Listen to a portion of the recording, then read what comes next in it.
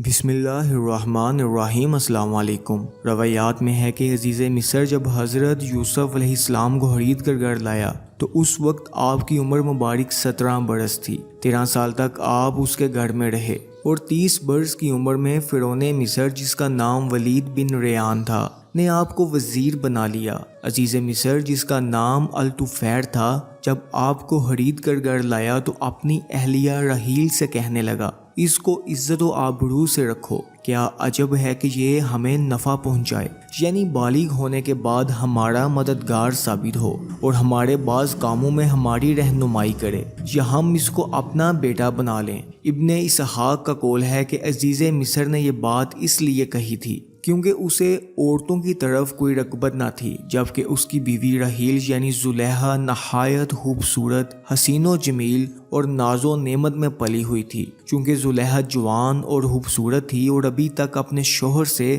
جنسی میلاب سے محروم تھی، اسی لیے اس نے جب حسن یوسف دیکھا تو دل و جان سے فرحتہ ہو گئی۔ زلیخا نے رفتہ رفتہ حضرت یوسف علیہ السلام کو اپنے نفس کے متعلق ورگلانا شروع کر دیا، حتیٰ کہ دروازے بند کر کے اپنی نفسانی خواہش کو پورا کرنے کی کوشش کی مگر ناکام رہی۔ زلیخا آپ کے لیے بناؤ سنگار کرتی، آپ کے حسن و جوانی کی تعریف کرتی تاکہ انہیں رغبت پیدا ہو۔ چنانچہ سورۃ یوسف آیت نمبر 24 میں ارشاد باری تعالیٰ ہے، وہ اس کی طرف بڑھی اور یوسف بھی اس کی طرف بڑھتا اگر اپنے رب کی برہان نہ دیکھ لیتا۔ اس آیت کی تفسیر میں سعدی بیان کرتے ہیں کہ زلیخا یوسف علیہ السلام سے کہنے لگی کہ تمہارے بال کتنے خوبصورت ہیں۔ آپ نے فرمایا یہ تو مرنے کے بعد سب سے پہلے میرے جسم کو چھوڑ دیں گے۔ پھر اس نے کہا، اے یوسف تمہاری آنکھیں کتنی حسین ہیں۔ آپ نے جواب دیا مرنے سے پہلے میرے جسم سے نکل کے بہہ جائیں گی، یعنی بڑھاپے کو پہنچ کر بینائی ختم ہو جائے گی۔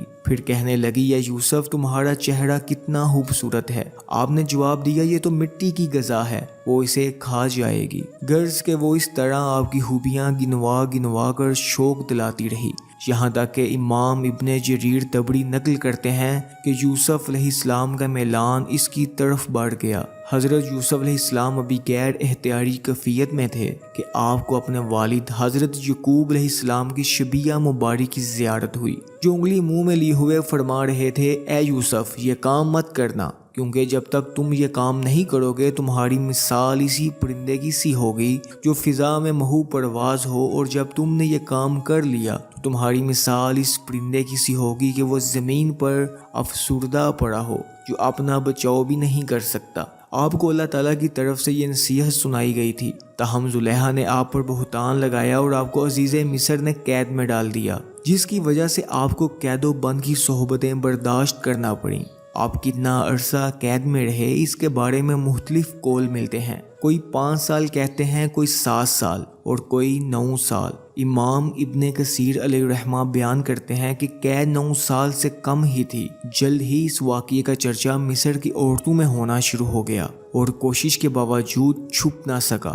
زلیخا کے دل میں حضرت یوسف علیہ السلام کی محبت سرایت کر چکی تھی، جس کی وجہ سے وہ کسی بھی اور شخص کے بارے میں خیال بھی نہیں کرتی تھی۔ وقت گزرتا رہا اور بادشاہ اور عزیز مصر پر اللہ تعالیٰ نے یہ بات اشکار کر دی کہ حضرت یوسف علیہ السلام سچے ہیں، جبکہ زلیخا نے جھوٹ اور بہتان درازی سے کام لیا۔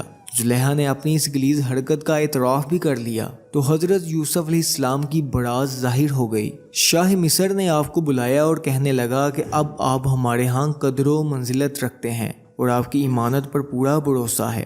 آپ نے جب بادشاہ کا یہ رویہ دیکھا تو اپنے لوگوں کے فائدے کے پیش نظر فرمایا، ملک کے خزانے میرے سپرد کر دیجئے، میں حفاظت کرنے والا بھی ہوں اور علم بھی رکھتا ہوں۔ چنانچہ پھر فرعون نے یعنی بادشاہ مصر نے اپنی ملکیت چلانے والے جتنے بھی خزانچی تھے تمام کے تمام حضرت یوسف علیہ السلام کے سپرد کر دیے اور ان پر اب آپ کا حکم چلنے لگا۔ اب ابن اسحاق نے اس کو اس طرز پر بیان کیا ہے کہ بادشاہ نے آپ کی بات کو منظور کیا اور عزیز مصر کو معزول کرتے ہوئے آپ کو اس کی جگہ عزیز مصر مقرر کر دیا۔ اتفاق سے بقضائے الہی عزیز مصر فیریق کا انتقال ہو گیا اور زلیخا بیوہ ہو گئی۔ بادشاہ مصر نے حضرت یوسف علیہ السلام کو پیغام پہنچایا کہ زلیخا ایک خوبصورت عورت ہے، اب چونکہ اس کا شوہر وفات پا چکا ہے تو آپ اس کے ساتھ نکاح فرما لیں، جسے حضرت یوسف علیہ السلام نے قبول فرمایا اور یوں زلیخا اور حضرت یوسف علیہ السلام کا نکاح کر دیا گیا۔ امام ابن جریر طبری علیہ رحمہ فرماتے ہیں کہ جب پہلی ہی رات دونوں اکٹھے ہوئے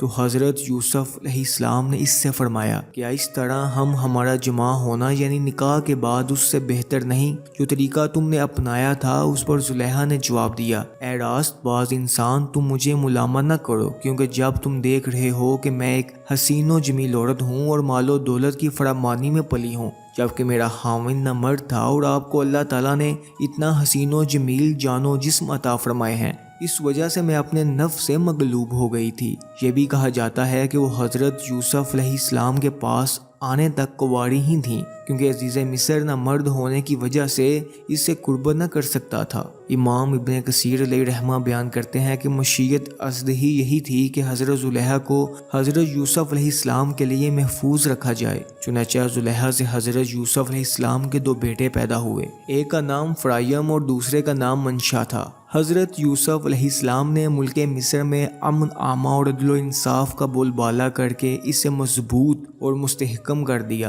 اور عوام مصر کے دل جیت لیے۔ تو ناظرین گرامی، ہمارا چینل اسپیشل سٹوری ٹائم کو بھی سبسکرائب کر کے اب ہمارا دل جیت لیجئے۔ اللہ حافظ۔